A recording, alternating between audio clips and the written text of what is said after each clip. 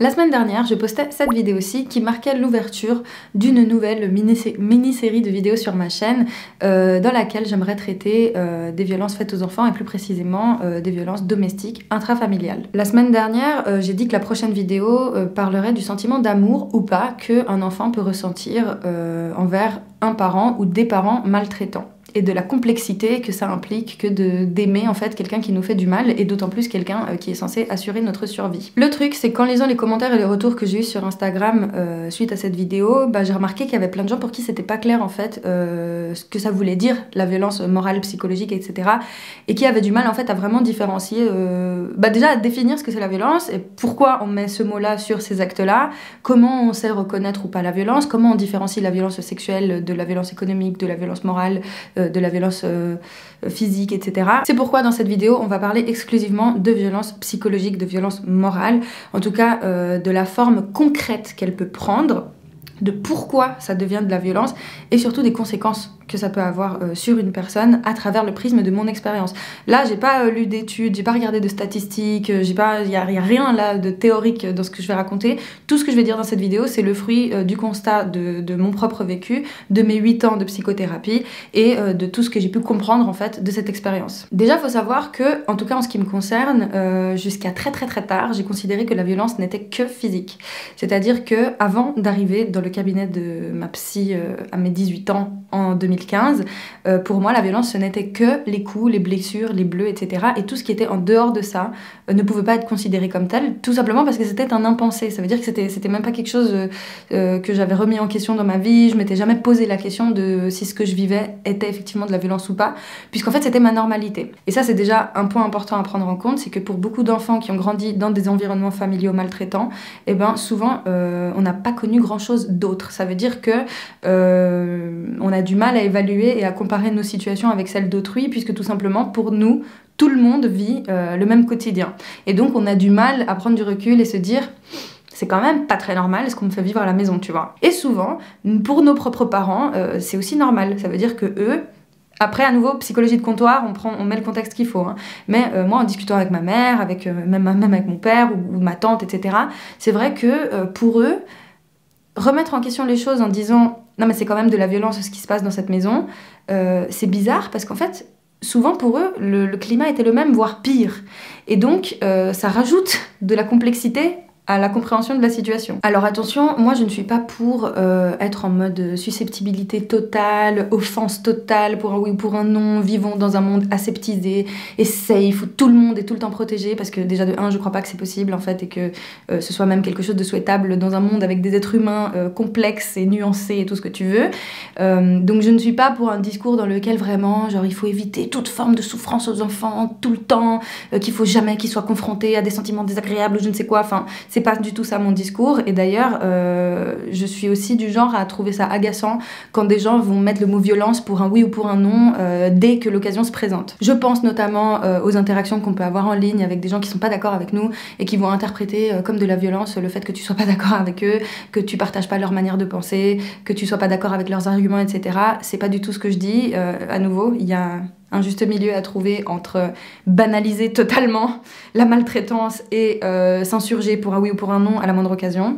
Donc déjà, définissons ensemble ce qu'est la violence. Selon Wikipédia, la violence est l'utilisation de force ou de pouvoir physique ou psychique pour contraindre, dominer, tuer, détruire ou endommager.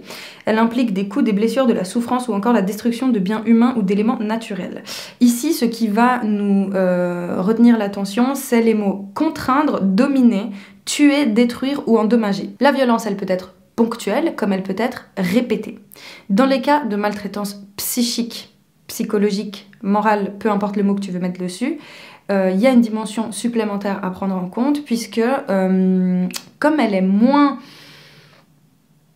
en tout cas sur le moment, comme elle est moins dangereuse que la violence physique, dans le sens où tu peux effectivement mourir parce qu'on t'a frappé ne serait-ce qu'une fois. Par contre, tu vas pas mourir parce qu'on t'a envoyé une insulte à la gueule une fois dans ta vie, on est bien d'accord. Donc effectivement, la violence psychologique, si elle n'arrive que ponctuellement, de temps en temps, à gauche à droite, on peut pas vraiment qualifier ça comme étant de la violence, puisque Nous vivons dans une société, nous passons notre temps à côtoyer des personnes qui parfois nous blessent sans qu'elles le veuillent, parfois on se sent pas blessé alors que des gens cherchent à nous blesser, enfin bref, tout ça c'est quand même un peu complexe, donc effectivement c'est un peu compliqué si on se met à dire que tout est de la violence, parce qu'en fait au moindre désaccord on peut accuser autrui d'être violent avec nous alors que c'est pas spécialement le cas, hein. Mais du coup ce qu'il faut retenir pour définir la maltraitance psychique et morale, en tout cas d'après ce que j'ai appris, c'est le côté répétitif des attaques. Derrière ce mot, donc répétitif, il y a une pluralité de réalités possibles. Ça veut dire qu'il y a des gens qui vont se faire maltraiter toutes les semaines, parce que, je sais pas, pour une raison X ou Y, ils sont pas confrontés à leurs parents tous les jours. Il y a des gens pour qui ce sera justement tous les jours. Il y a des gens pour qui ce sera plusieurs fois par jour. Et il y a d'autres gens pour qui ça peut être genre une fois par année, mais ça fait genre 10 ans que c'est une fois par année, tu vois. Bon bref. Après, voilà, à nouveau, à remettre les choses dans son contexte, se faire allumer la gueule psychologiquement tous les jours, ça n'a pas la même conséquence que se faire allumer la gueule une fois dans l'année, à l'occasion d'un anniversaire, ou d'un souvenir traumatique, ou que sais-je, tu vois.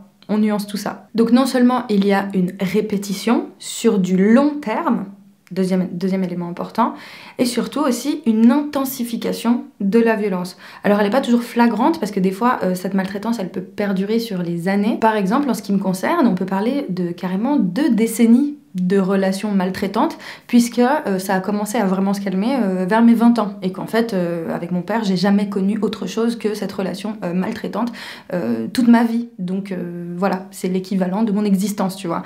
Il y a d'autres gens qui vont vivre des épisodes de maltraitance sur 6 mois, parce que pendant à un moment donné dans leur vie, ils se sont retrouvés à devoir vivre avec l'un ou l'autre parent avec qui c'était peut-être pas prévu, et puis pam, pendant ces quelques mois ça a suffi pour les bousiller par exemple. Alors effectivement, l'intensification de la violence elle va pas être ressentie par tous et toutes de la même manière, mais dans tous les cas, une des choses qui arrive pour la plupart d'entre nous, c'est le fait que ça va toujours de pire en pire et jamais de mieux en mieux.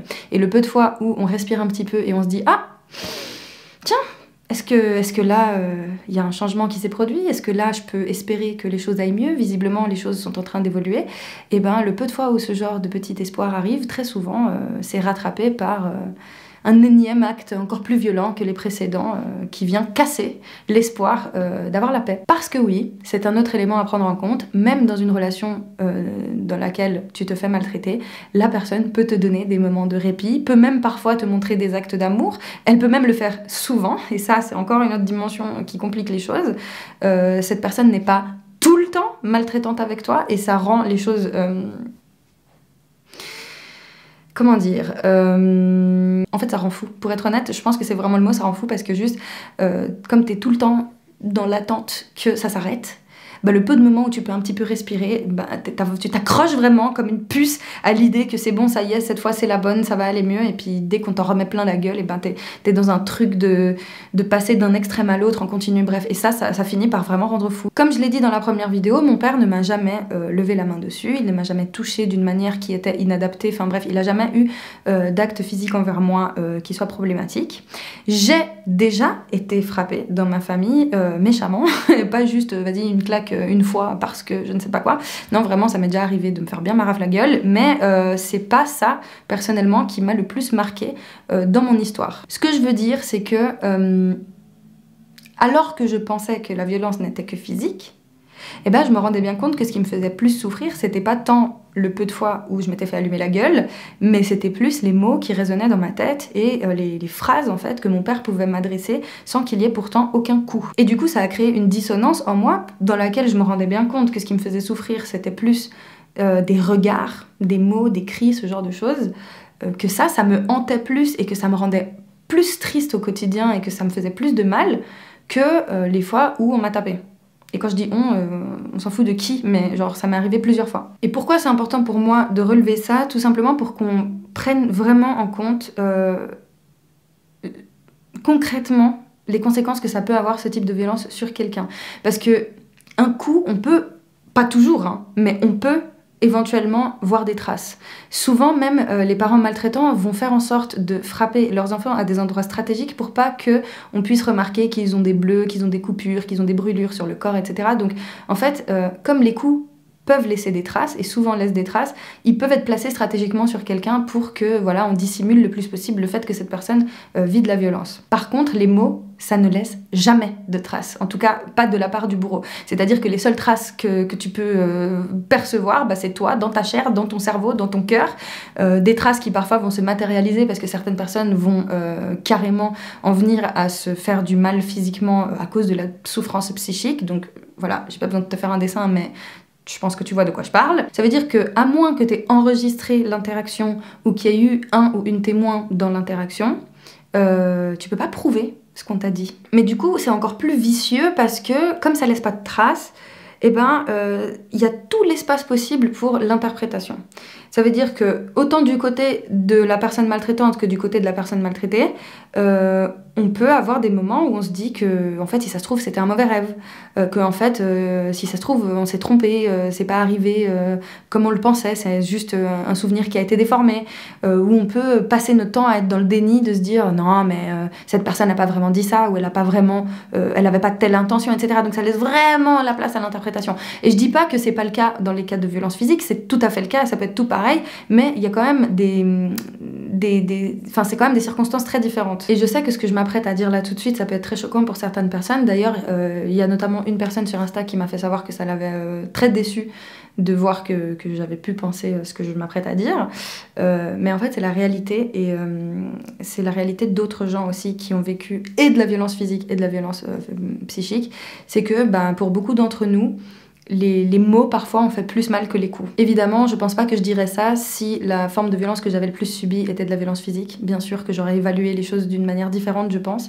Mais toujours est-il qu'il y a des gens pour qui c'est très compliqué d'expliquer que une phrase peut plus te bousiller la vie qu'une gifle, par exemple. Et j'insiste sur le fait que la violence physique reste la seule violence qui, exercée ne serait-ce qu'une seule fois, peut mener littéralement au décès d'une personne. Donc je tiens quand même à mettre l'église au milieu du village et rappeler que la violence physique est extrêmement grave et peut avoir des conséquences beaucoup plus importantes que n'importe quel autre type de violence.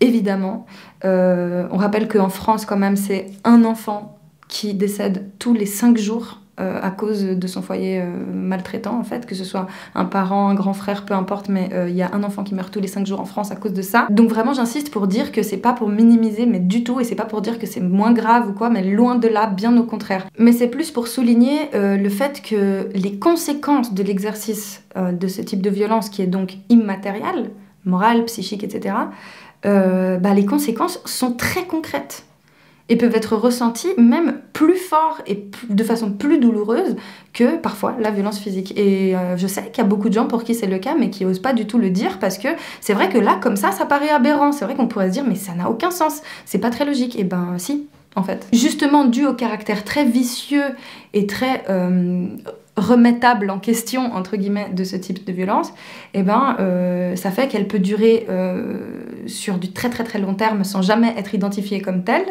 Ça fait qu'elle est exercée d'une manière qui peut être absolument invisible, etc., etc., etc. Bref, un tas de facteurs qui font que c'est tout aussi important à prendre en compte. D'ailleurs, je pense que c'est évident pour la plupart des gens qui regardent cette vidéo, mais on sait jamais, souvent, quand il y a violence physique, si c'est pas systématiquement, il y a eu avant et pendant de la violence psychologique, morale, etc. et d'autres types de violences sûrement. Effectivement, une personne qui va se montrer maltraitante, c'est pas que du jour au lendemain elle va commencer à te mettre des gifles aléatoirement sans raison.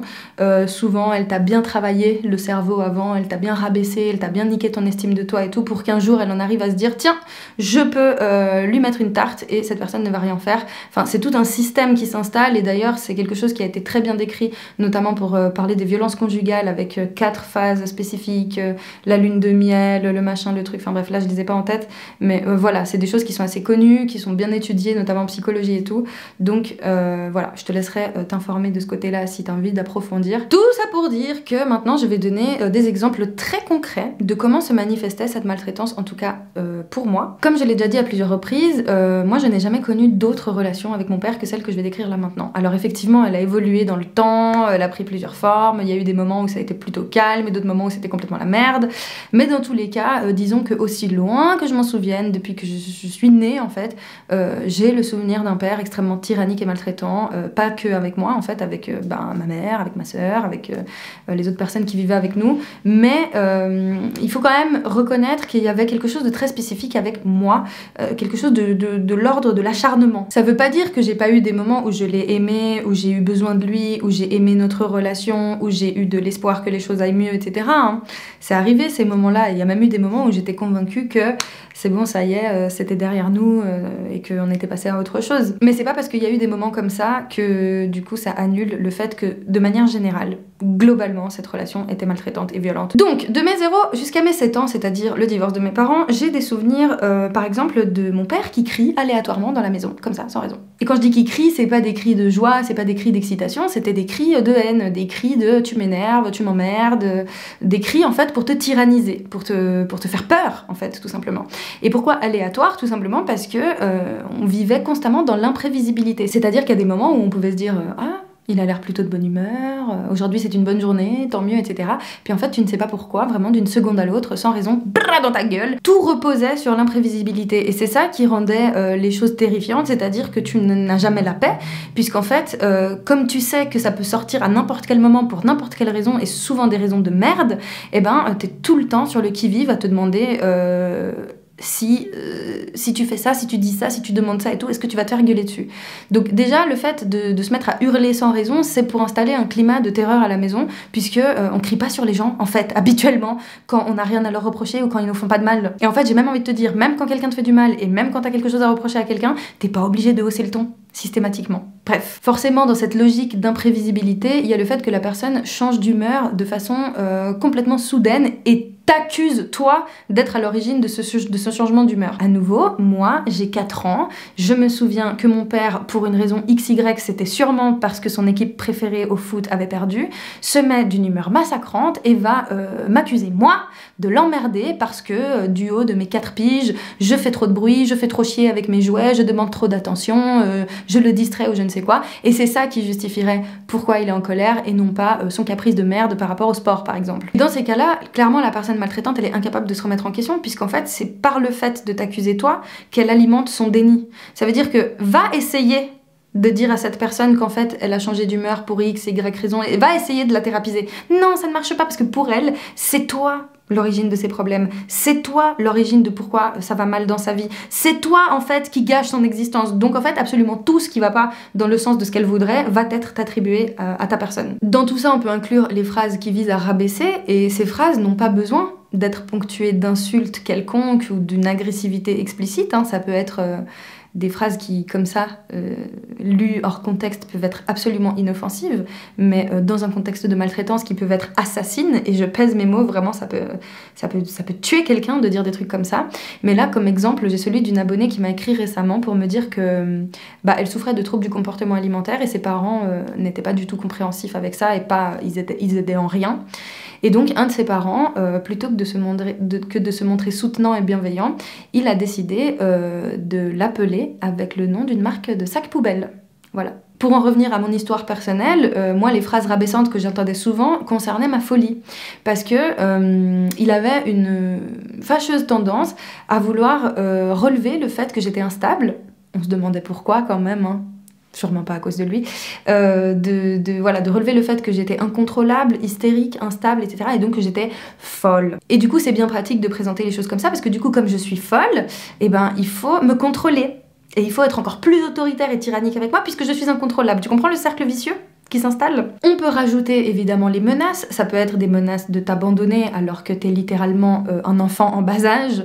Ça peut être des menaces de s'en prendre à des gens que tu aimes. Ça peut être des menaces d'être dans la précarité, alors qu'à nouveau, j'insiste, t'es un enfant. Donc en fait, tes parents se doivent de t'acheter tes vêtements, de te nourrir. Ce n'est pas quelque chose que tu es censé quémander. C'est quelque chose que eux doivent te donner parce qu'ils ont décidé d'avoir un gosse et de te faire venir au monde. Donc non, c'est pas normal que ton parent te menace de t'enlever le strict minimum nécessaire à ton bien-être et à ta survie sous prétexte que tu lui obéis pas au doigt et à l'œil. En fait, même si tu ne lui obéis pas, cette personne est censée se charger de ta survie. Et j'insiste sur le terme survie, c'est normal, on parle d'enfants en fait.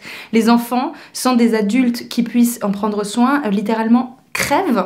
Donc en fait, jouer là-dessus et faire des menaces sur ça, c'est littéralement implanter dans la tête du gosse le fait qu'il va potentiellement mourir s'il fait pas ce que tu lui demandes. Alors je l'ai déjà plus ou moins mentionné, mais le chantage. Et le chantage, c'est pas de la négociation, hein. C'est pas du coup je fais ça, mais du coup toi tu fais ça, et si tu fais pas ça, alors il va se passer ça. Non, non, non, moi je te parle de chantage, ça veut dire de jouer purement sur le vice émotionnel. À nouveau, on parle d'enfant, hein. C'est-à-dire un adulte là, à son grand âge, qui va venir vers un gosse et commencer à lui dire par exemple, tu sais, si tu obéis pas à papa, bah peut-être qu'il va mourir à cause de toi. Donc tu fais ce que je te dis. Tu veux qu'il meure, papa? Non, hein. Alors je prends cet exemple parce que dans mon cas, c'est celui qui a été utilisé pour me manipuler du début à la fin, mais ça peut être un autre propos pour d'autres gens, mais souvent il y a un truc genre bien sale, un truc vraiment genre un truc qui s'est passé chez toi, tu vois, vraiment qui est moche, qu'on va t'attribuer à toi comme étant la coupable ou le coupable de ce qui s'est passé, et donc on va te dresser par le bout du nez toute ta vie en te faisant croire que c'est à cause de cette culpabilité que tu devrais te racheter, c'est parce que tu t'es mal comporté, tu es à l'origine de ce drame en fait qui s'est passé, donc tu dois te racheter toute ta vie. Un peu comme ce que je disais sur la pureté et tout, chrétienne, machin, genre tu es par essence une pécheresse et non pas une pécheuse. Tu es par essence une pécheresse, tu es par essence sale, tu as fait quelque chose de mal par essence, juste ton existence est un problème, donc maintenant toute ta vie tu vas te racheter. Et ce rachat, il va se faire à travers le chantage. Pour reprendre mon exemple, moi ça a commencé quand j'avais 4 ans, on m'a fait croire que c'était de ma faute si mon daron a failli mourir quand j'avais 4 ans. Il a failli mourir à 2 reprises, à 6 mois d'intervalle. En gros, il a eu des problèmes de cœur et tout, il a failli y rester, quoi. Comme ça arrive à beaucoup d'hommes de son âge, parce qu'il faut savoir qu'il avait un certain âge, il fumait beaucoup de clopes, il mangeait n'importe comment, enfin bref, c'est quelqu'un qui avait un rythme de vie absolument éclaté, et donc, comme beaucoup d'hommes de son âge, il a eu des infarctus, en fait. Voilà. Mais non, il a fallu mettre ça sur le dos de son enfant de 4 ans. Et donc moi, c'est cette pensée-là, boulet, la première pierre qu'on a posée dans ma tête, qui a permis à tout le reste de s'installer et à ce chantage de s'exercer en fait sur le long terme. En lisant le témoignage d'autres personnes, il y a des gens qui ont les mêmes types de phrases qui résonnent dans leur tête, mais sur d'autres aspects. Par exemple, le fait que le père a quitté la mère au moment de la naissance, et la mère va dire à l'enfant, c'est à cause de toi que ton père est parti, et donc l'enfant qui va grandir toute sa vie avec la culpabilité que c'est à cause de sa venue au monde que un de ses 2 parents s'est barré, par exemple. Et des exemples comme ça, il y en a plein. Il y en a qui m'ont dit qu'on les avait rendus coupables de la destruction d'une famille entière parce que, par exemple, ils sont nés d'une infidélité. Bref, je te laisserai me donner ton exemple en commentaire si t'en as un qui te vient à l'esprit. Mais voilà, souvent, c'est une première idée, une première pensée mortifère que l'on va planter dans la tête de l'enfant. Et à nouveau, on parle d'enfants en bas âge souvent et qui vont grandir toute la vie avec cette croyance. Et ça, c'est ce qui permet d'avoir un terrain, en fait, pour ensuite le maltraiter de 1000 manières. Donc là, on est beaucoup resté dans la sphère du foyer, donc c'est des choses qui se passent à l'intérieur de la maison. Mais quand on sort de la maison, ça peut aussi se manifester de plusieurs manières. Alors, pour beaucoup de personnes, il y a le clivage du fait qu'à l'extérieur, le parent maltraitant est un amour, va se montrer exemplaire et va montrer un amour absolument infini et inconditionnel à son enfant, en disant à tout le monde à quel point l'enfant est la meilleure chose qui lui soit arrivée, à quel point il en est fier, à quel point il est content et à quel point il nous aime, etc. machin.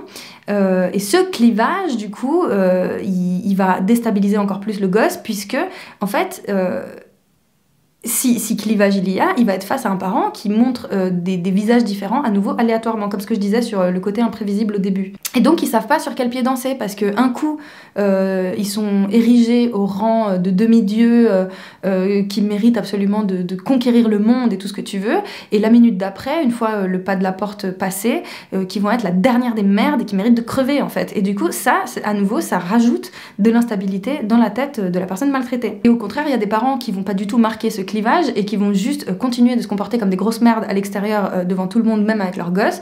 En ce qui me concerne, moi c'était un peu des deux. Mon père était plus du côté de me valoriser absolument partout et dire à tout le monde à quel point il était fier de moi et à quel point j'étais une personne incroyable, mais c'est quand même arrivé à plusieurs reprises, beaucoup trop de fois, que je me tape des humiliations en public. Mais quand je dis des humiliations, c'est pas une petite embrouille, hein, c'est vraiment genre la commedia dell'arte vraiment quelque chose de sale. Je pense que parmi les personnes qui regardent la vidéo, tout le monde a un souvenir d'une scène en public, au supermarché, au cinéma, on s'en fout, mais d'une daronne ou d'un daron qui va foutre la honte internationale à son gosse pour x, y raison. Évidemment, on peut pas savoir le contexte, tout ça, est-ce que l'enfant en question était en train de faire vraiment n'importe quoi, bref, peu importe. Mais dans tous les cas, même quand l'enfant fait un truc répréhensible et qui est pas bien, je pense qu'il y a un dosage en fait dans le fait de réprimander quelqu'un publiquement. Je dis pas qu'il faut jamais le faire.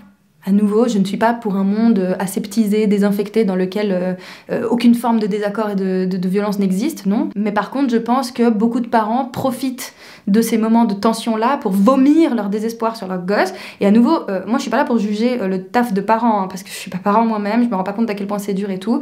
Et je comprends bien que ça reste des personnes avec une existence compliquée, avec une histoire. Et ça, j'ai eu le temps d'en discuter en thérapie pendant 8 ans, donc t'inquiète, hein, essayer de me faire relativiser sur la vie que a pu avoir mon daron, je l'ai fait là déjà pendant très longtemps. Donc effectivement, voilà, c'est difficile de juger, de comprendre le contexte et tout, peu importe, mais dans tous les cas, une chose est sûre, il y a beaucoup trop de parents qui se sentent à l'aise à l'idée d'humilier comme ça, là, leur gosse devant tout le monde, parce qu'ils y trouvent un malin plaisir, en fait, à montrer l'exercice de l'autorité et de la domination envers autrui. Et moi, je sais que dans mon cas, parfois c'était justement parce qu'on était à l'extérieur et c'était justement parce qu'il y avait des gens autour pour assister à la scène qu'ils se permettaient de se comporter comme une merde pour montrer qui c'est le patron, qui c'est qui décide, c'est qui qu'on obéit, et bah c'était lui. Et donc le fait d'être dehors avec d'autres gens, ça le galvanisait en fait, il y avait un côté un peu de je vais montrer de quoi je suis capable, tu vois. Mais parce que dans sa tête à lui, et malheureusement dans la tête de beaucoup de parents, c'est valorisant. Et c'est quelque chose de positif que d'être autoritaire et d'inspirer la peur en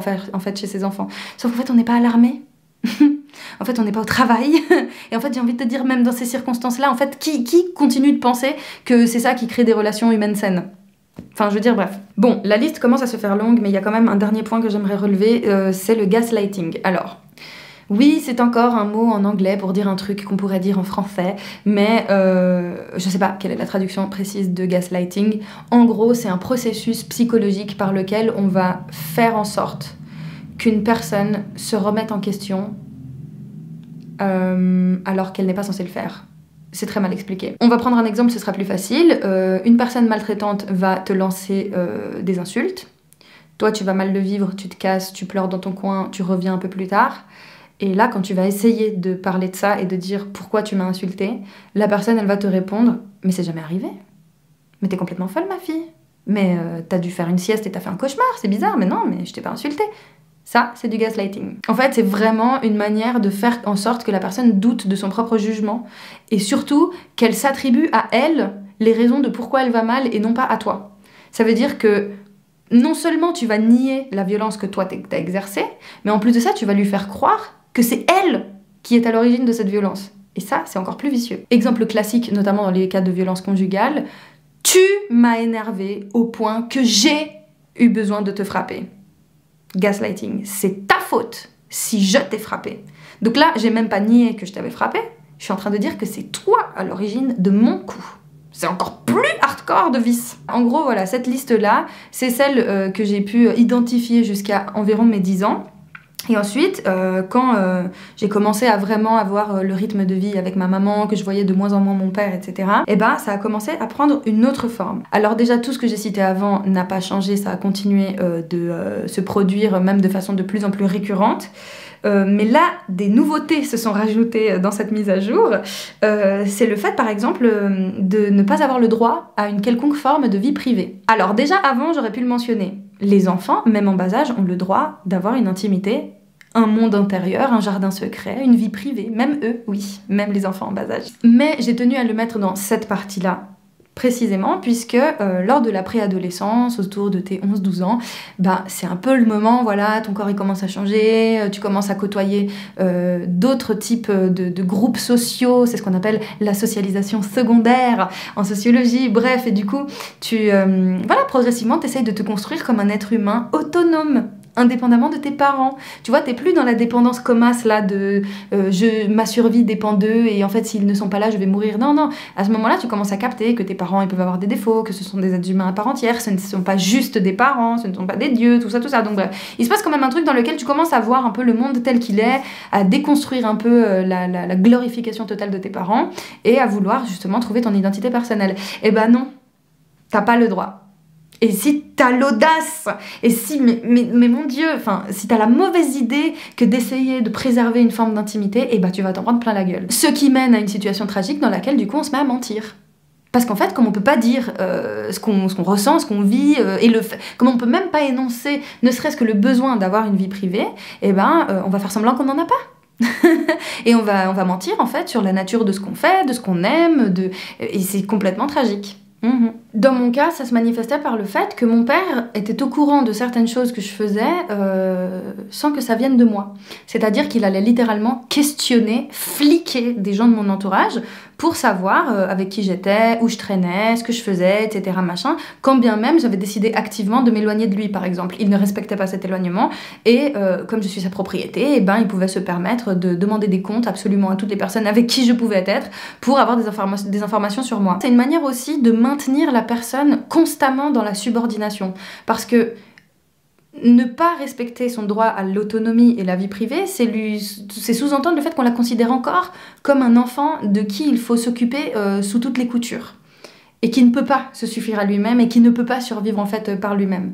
Alors effectivement, à 12 ans, c'est un petit peu jeune pour être complètement autonome, on est bien d'accord, mais c'est le moment de la vie où on est censé t'expliquer que voilà, tu peux toi te saisir des ressources et des outils à ta disposition pour commencer à construire ta vie, à te protéger, à prendre des décisions pour toi. En fait, c'est donner des ressources aux gens, leur expliquer comment les utiliser et faire en sorte qu'ils soient bien armés pour pouvoir affronter la vie d'adulte par la suite. Sauf que le fait de constamment nier le fait que tu grandisses, tout simplement, eh ben, ça te renvoie en continu à une situation de dépendance, en fait. Ça te met dans la tête que, en gros, tu pourras jamais te passer de ce parent maltraitant et que tu auras toute ta vie besoin de lui pour ta survie, en fait. Je pourrais encore énumérer d'autres exemples et tout, mais je pense que là, tu peux te faire une bonne idée de ce à quoi peut ressembler le quotidien d'une personne qui est maltraitée moralement. À nouveau, j'insiste, ces éléments de façon isolée et ponctuelle ne représentent pas à eux tout seuls des actes de violence et de maltraitance. C'est vraiment le fait qu'ils soient tous regroupés ensemble et que ça dure sur le temps, que ce soit répétitif et que ça s'intensifie, qui caractérise le fait de vivre de la maltraitance. Donc vraiment, j'insiste là-dessus. J'ai pas envie qu'on devienne tous complètement parano à l'idée que oh mon Dieu, j'ai violenté un tel ou une telle, oh là là, mon Dieu, je suis un monstre parce que voilà, t'as pu faire un des trucs que j'ai dit dans cette immense liste. J'insiste vraiment sur le fait que souvent, c'est une personne en particulier qui va se donner à cœur joie et trouver un malin plaisir à te faire subir tout ça parce qu'en fait, ça la nourrit d'une certaine manière. Et donc, il y a vraiment c'est un concentré de merde qui se fait entre deux personnes et qui finit par créer des relations maltraitantes. Voilà. Si toi, ça te parle et que tu as envie de compléter, commenter, réagir, peu importe, partager ce que tu veux, tu peux le faire dans les commentaires, toujours dans la bienveillance et le respect comme d'habitude. Si tu veux soutenir cette chaîne et faire en sorte qu'elle soit le plus indépendante possible, je te laisse faire un tour sur mon Utip. C'est une plateforme sur laquelle tu peux me faire un petit don, 50 centimes, 1 euro, peu importe. Même si tu le fais qu'une seule fois, pour moi, ça fait la différence au quotidien. Et du coup, merci beaucoup si tu participes au fait que nous existions tous ensemble. En tout cas, ça me fait très plaisir. Enfin, pas forcément d'aborder ces sujets-là, mais en tout cas d'en faire quelque chose de potentiellement utile pour les autres. Dans tous les cas, merci d'avoir écouté cette vidéo jusqu'à la fin. On se retrouve dans une prochaine. D'ici là, prends grand soin de toi et n'oublie jamais que je t'aime très fort. Bisous!